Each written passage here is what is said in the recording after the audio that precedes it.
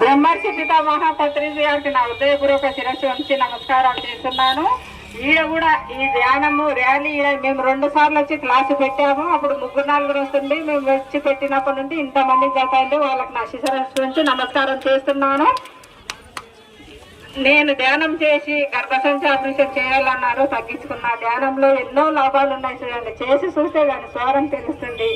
శాకారులై ధన్యులు కండి. మెయిన్ మాంసం మారండి, శాకారం ముద్దు. శ్వాస మీద ధ్యాస అవుతుంది. అందరికి చెప్పేది ఇదే.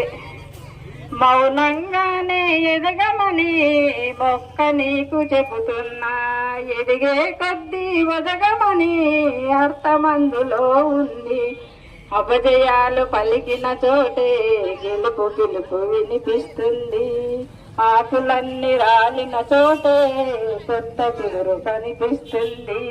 దూరమెంత ఉందని దిగులు పడకు నేస్తమా, భారమెంత ఉందని బాధపడకు నేస్తమా. బాధ ఎంత నవ్వుల పంట ఉంటుందిగా. మౌనంగానే ఎదగమని మొక్క నీకు చెబుతుంది.